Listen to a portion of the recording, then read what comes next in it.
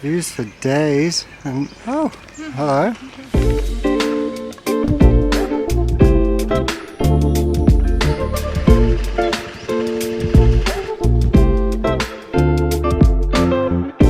Today we're going to tell you about Angkor Wat and how we recommend visiting it. Angkor Wat is a must-see when you're in Cambodia. It's actually the 8th wonder of the world. It's a huge park. There's 72 major temples and over like 1,000 temples in this park.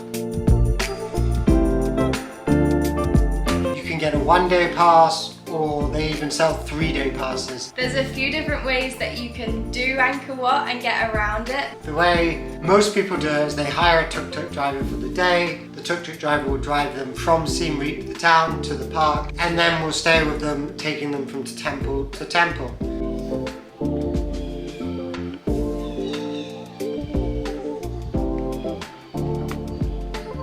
What we did was we got a tuk-tuk driver to the park and we then walked from temple to temple.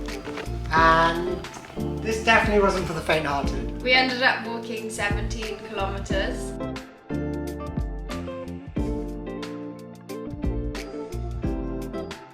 As we were walking around, we saw a really nice bike path, and this is probably the way that we would recommend doing Angkor Wat and how we would probably do it if we went back in the future. There's lots of places to rent bikes in Siem Reap. Park your bikes by the temples, visit the temples, get back on your bike, so it could be a real little fitness day out. Lastly, you could rent a scooter from Siem Reap, get around it a bit quicker. Yeah, I mean if you have your own scooter, that's a great way to get around as well.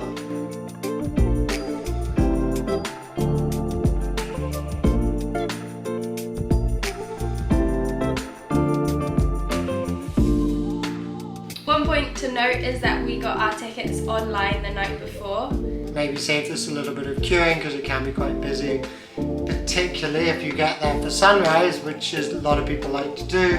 Do you think it was worth getting there for sunrise? I would recommend getting there for sunrise. Even though we didn't have the best, most beautiful sky, it was covered by a lot of cloud, it still meant that we got into the park early and we were able to spend as much time there as we wanted. I mean, I've been before, and the first time I went I was lucky enough to see the amazing reflection off the lake, and it's pretty special, so I think it's definitely worth. And if you're also spending some time in Siem Reap whilst you're there, we've just done a video on places to eat and things to do in Siem Reap, including the gym that we went to. We did about 3/4 of what's called the small circuit. The route that we did was really good, and we have got like top temples that we saw within that route. Non Backend, I don't know how you say that. Got a fun hike up to it. It seems like we've made it to the top. Oh. Wow, look at this temple. This is amazing. Wow, who knew this was here? Oof. Views for days. And oh, hello. Way to visit. I think we go this way, Lily. The cool thing about this is, I mean, there's some construction, archaeology work. I don't know what you call it, but there's almost no one here, which is pretty cool. We've got this temple basically to ourselves.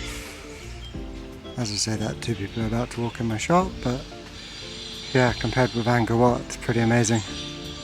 Presta Takiao was also one of the really good temples. It was pretty high and pretty steep, and for James, who's a little bit scared of heights, it was a bit nerve-wracking to get to the top. I was alright going up, but coming down with steps sort of that size. And this sort of deep as well. It was a little scary. I was kind of, yeah, sliding down my bum. But it's definitely worth checking out, and if you're not a scaredy cat, you can also get to the top, which James did. And it's really cool views up from the top as well. And then the final really good one on our route was the Tomb Raider Temple, which had the amazing trees sort of growing out of the temple.